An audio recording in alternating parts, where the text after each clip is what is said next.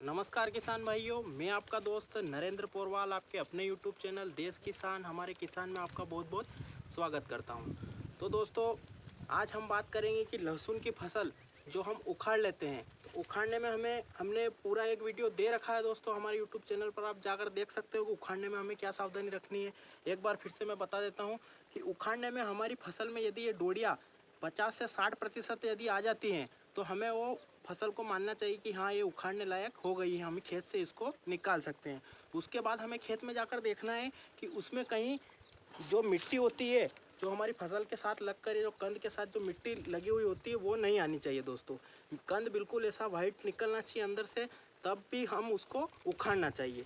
जो कि जड़ें होती है इनमें मिट्टी नहीं आनी चाहिए, नहीं तो हमारा कंद यहाँ से हरा पड़ जाएगा। उसका वीडियो हमने विस्तृत रूप से आप हमारे यूट्यूब चैनल पर जाकर देख सकते हैं। तो ये तो बात हो गई दोस्तों कि हमें कब उखाड़ना है। उखाड़ने के बाद दोस्तों हमारे सामने एक समस्या आती है कि हमें इसको हार्वेस्टिंग या जो कटाई कराते हैं फसल को भंडारण के लिए, सुरक्षित करने के लिए या मंडी ले जाने के लिए अपन इसको यहाँ से डंठल से अलग करना होता है। तो उसमें हमें क्या सावधानी रखनी चाहिए या कौन सी विधि के द्वारा अपने को फसल की कटाई करना चाहिए, उसकी पूरी जानकारी हम आपको देंगे दोस्तों। तो दोस्तों, यदि जो हमारी फसल होती है लहसुन की या प्याज की, उसमें यदि हम हार्वेस्टिंग की या उसकी कटिंग की बात करें तो आजकल दो विधियां प्रचलित है दोस्तों। पहले तो हम मजदूरों के द्वारा ही कटवा देते थे, जो कि हमारा हाशिया या दराता होता था, उसके द्वारा हम कटवाते थे और आज भी प्रचलन में है दोस्तों। और एक विधि होती है मशीन द्वारा कटाई। मशीन का वीडियो भी हमने हमारे यूट्यूब चैनल पर डाल रखा है, आप उसको जाकर भली भांति देख सकते हो और यदि आपको पसंद आए तो आप ऑर्डर करके मंगवा भी सकते हो। तो ये दोनों मशीन की और हाथ की दोनों की विधियाँ है दोस्तों। इसके द्वारा अपन अपनी फसल का जो तने से जो अलग करने का काम होता है, जो कटिंग का काम होता है या हार्वेस्टिंग का काम होता है, हम उसको कर सकते हैं। ये तो बात हो गई दोस्तों विधि की। अब हम इसमें क्या सावधानी रखें जिससे कि हमारा पर्दा होता है वो जो खराब नहीं हो, इसका छिलका नहीं उतरे और ये लंबे समय तक टिकी रहे और हमारे जो मंडी में ले जाते हैं तो उसमें हमें भाव में भी अधिक भाव मिले। उसके लिए हम क्या तरीका या क्या सावधानी अपनाएं जिससे कि हमें फ़ायदा हो सके, तो उसकी हम बात करेंगे दोस्तों। तो सर्वप्रथम हमें उखाड़ने में जो हमने बात बताई उसका ध्यान रखना है कि मिट्टी नहीं आनी चाहिए और फसल में डोडियाँ आ जानी चाहिए, परिपक्व हो जानी चाहिए, फसल पूरी तरह से पक जानी चाहिए। उसके बाद ही हमें उखाड़ना है दोस्तों। उसके बाद उखाड़ने के बाद यदि हमें मंडी ले जाना है सीधा, तो हम उसको खेत में ही रख सकते हैं। 6 से 7 दिन उसको खेत में पड़ा रहने दे। उसके जो डंठल का कस होता है बिल्कुल पीला पड़ जाएगा, उसके डंठल का जो कस होता है वो बिल्कुल तने में जो भी होता है स्टोर, वो पूरा अपने कंद में चला जाएगा। उससे दोस्तों उसके बाद यदि हम 6 से 7 दिन बाद हम कटिंग कराते हैं तो उसमें एक तो उगने की समस्या नहीं आएगी, जिसके कारण हमें भाव अच्छा मिलेगा। या कोई कंद में थोड़ी सी कमी है अभी कलियाँ खुलने में, तो वो भी 5 से 6 दिन में अपनी पूर्ति कर लेगा दोस्तों। तो हमें मंडी ले जाना है तो हमें खेत में ही रखना है, और यदि हमें लंबे समय तक स्टोर करना है या यदि हम फिर बाद में बेचेंगे तो हमें छायादार स्थान पर उनकी जो पौधे होती हैं उनको उखड़वा कर उनकी पुलिया बंधाकर एक स्थान पर छायादार स्थान पर रख देना है। और यदि छांव नहीं है तो हम उसको रखने का एक तरीका अपनाएंगे कि उनकी पुलिया बंधाकर हम उसको ऐसे खड़े रखेंगे ताकि उनके पत्तों की छांव उसके जो कंद होते हैं उनको ढक ले और उनको छाया पर्याप्त मिल जाए दोस्तों। तो ये तो बात हो गई उनको रखने की। उसके बाद हमें इसको कब तक भी रख सकते हैं हम, जितनी अपनी सुविधा हो, या अपने को जैसे बारिश के समय के पहले पहले कटवा के हम इसको घर में स्टोर कर सकते हैं, ताकि उसके तने का जो पूरा शक्तियाँ होती है वो अंदर आ जाएगी और उसमें उगने की समस्या या ख़राब होने की समस्या नहीं आएगी। और हमें जल्दी कटवा लेते हैं दोस्तों तो भंडारण करने के लिए उठापटक इधर से उधर रखने की जो होती है, और गर्मी में यदि कट्टे में भर दी तो उसमें बिगड़ने की समस्या भी उसमें आती है, तो उससे हम बच सकते हैं दोस्तों। तो हमें छांवदार स्थान में रखने के बाद में हमारी सुविधा अनुसार हम कभी भी कटवा सकते हैं। तो उसमें क्या ध्यान रखना है अपने को कि अपने को जो डंठल होता है, डंठल जो अपने कंद से जुड़ा हो, तो उसको 2 इंच से दूर से ही काटना है दोस्तों। जैसे ये यहाँ अपना कंद है, इससे यहाँ पर 2 इंच दूर से ही कटवाना है। उससे ये फायदा होगा दोस्तों कि 2 इंच दूर से कटाएंगे तो इसकी जो कलियाँ होती है वो डैमेज नहीं होगी।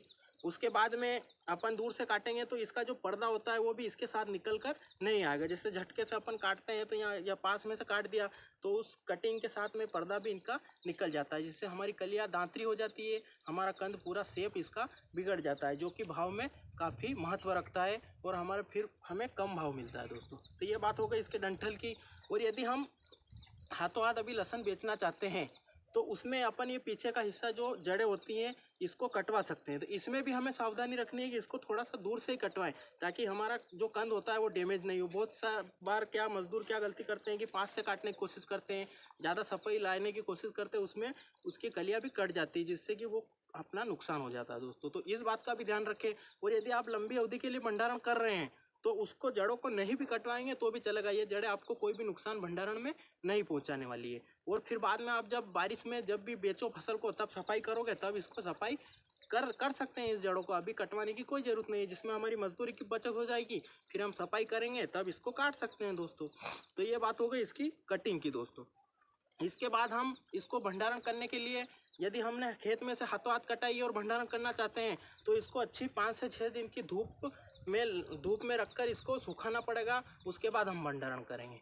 और यदि हमने छांवदार स्थान में इसको पहले ही सुखा लिया है तो फिर हम हाथों हाथ इसको जूट के कट्टे जो होते हैं, जूट का बारदान लहसुन के लिए सबसे अनुकूल होता है, जिसमें कि इसको ना तो गर्मी लगती है ना शीत पहुँचती है, जिसके कारण ये भंडारण में ज़्यादा लंबे समय तक सुरक्षित रहती है। तो इसको जूट के कट्टे में भरकर अपने को रखना है। और यदि हम एक स्थान से दूसरे स्थान पर ले जा रहे हैं तो ट्रैक्टर ट्रॉली में हमें ध्यान रखना है कि कट्टे के ऊपर कट्टा हमें ज़्यादा थप्पियाँ नहीं लेनी है, खड़े कट्टे एक एक रखना है सिर्फ, और उसको आसानी से धीरे से चढ़ाना है आराम से, और आराम से उतारना है नीचे, ऐसे जरकना नहीं है इसको, ताकि हमारी जो कलियाँ होती है वो डैमेज नहीं होगी। और डैमेज नहीं होगी तो हमारे भंडारण क्षमता हमारी बहुत ज़्यादा होगी दोस्तों। उसके बाद गर्मी का जो समय रहता है उस समय इसको हवा की ज़रूरत होती है, तो हम एग्जॉस्ट फैन या जो भी हमारा हवा का जो साधन होता है उसके द्वारा हम इसको हवा दे सकते हैं, जिससे कि इसमें गर्मी के कारण इनकी जो भंडारण होता है वो ख़राब नहीं होगा दोस्तों।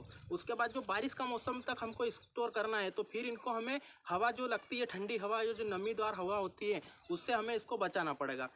यदि हम उस नमीदार हवा से इसको नहीं बचाते हैं तो भी इसमें कलियां मरने की समस्या आएगी दोस्तों। तो इसमें गर्मी में हवा देनी है और बारिश में हमको इसको समय समय पर जो सूखा मौसम होता है उसकी हवा लगने देनी है। गीले मौसम जो बारिश गिर रही है उस टाइम की हवा नहीं लगने देनी है, जिससे कि हमारी भंडारण क्षमता काफ़ी अच्छी रहेगी और हमारी कलियाँ नहीं मरेगी और हम इसको ज़्यादा लंबे समय तक स्टोर कर सकेंगे। उसके बाद हम बेचने ले जाते हैं तो हम इसकी ग्रेडिंग भी करा सकते हैं। इसकी जो सफाई करनी अधूरी रह गई है वो सफाई करवा कर हम इसको बॉक्स में या कट्टे में भरकर हम इसको क्वालिटी अनुसार मंडियों में बेच सकते हैं। जहां आपको अच्छी मंडी लगे, जहां आपको उचित लगे कि हम यहां पर संतुष्ट हैं, आप वहां पर बेच सकते हो।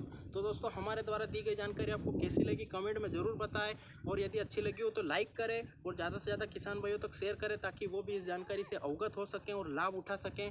और ये थी हमारी जानकारी दोस्तों। आपका वीडियो अंत तक देखने के लिए आपका बहुत बहुत धन्यवाद। हम तहे दिल से आपके आभारी हैं और आपका प्यार ऐसे ही बना रहा तो हम आगे भी उत्साहित रहेंगे वीडियो बनाने के लिए, इसलिए आपका स्नेह ऐसे ही बनाए रखें। वीडियो को अंत तक देखने के लिए धन्यवाद। जय हिंद, जय भारत। तो धन्यवाद दोस्तों।